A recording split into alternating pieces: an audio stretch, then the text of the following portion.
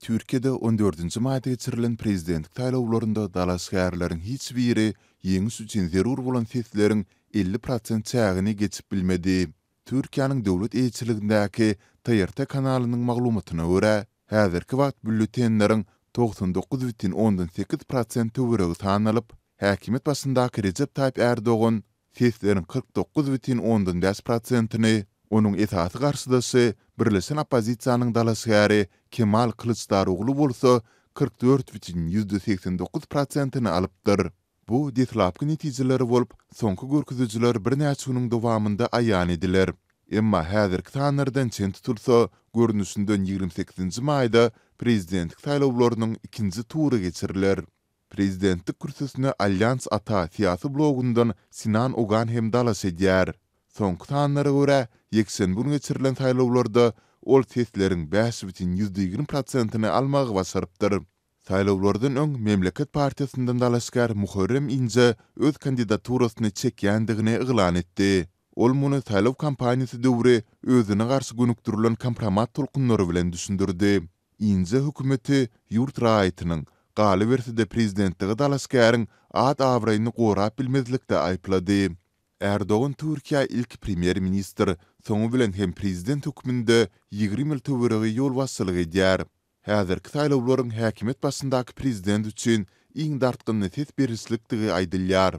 Kılıçdaroğlu hökümetiň dünýäwi esaslaryna ýykyn edýän Respublikan Halk Partiýasyna wekilçilik edýär. Ol korrupsiýa garşy çykyşlary bilen tanalýar. Galy berside ol Türkiýanyň Ýewropa ugru boýunça özgürmeginiň hem tarapynda çykyş edýär.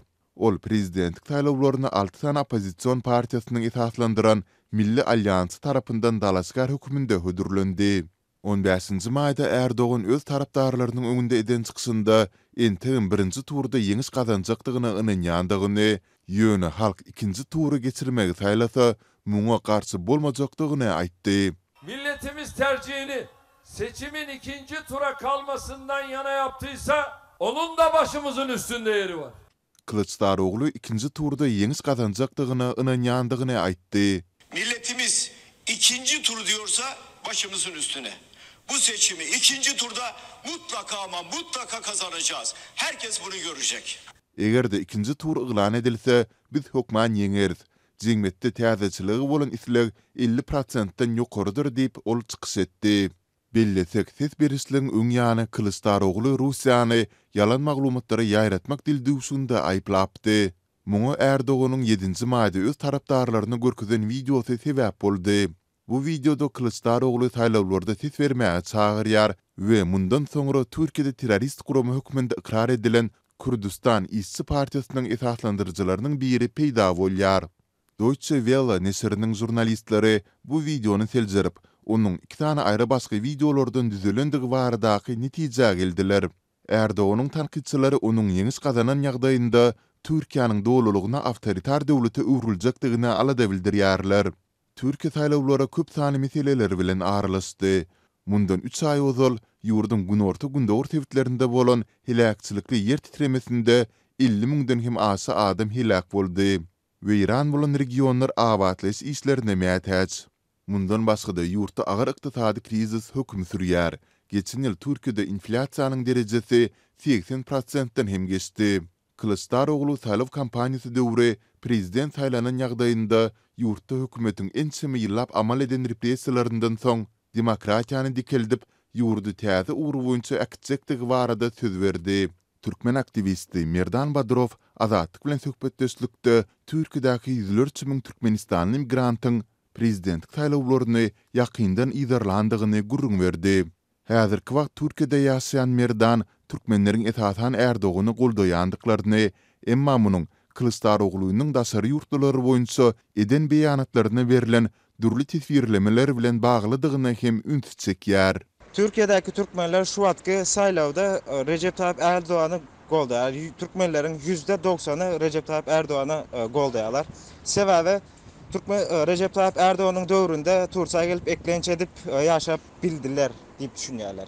Beýleki dalaşgar Kemal Kılıçdaroğlu ýa-da demokratlar gelse sınır dışı eder, deport işleri bolar diýip pikirlenýär. Ýöne demokratların lideri hiç mümkin bir açıklama etmedi. Yani Özbekistanlılar, Türkmenistanlıları deport edeceğiz deyip. genelde politikası demokratların Siriyalılar, Iraklılar şoları sınır dışı edecek deyip aydıp geçiyor.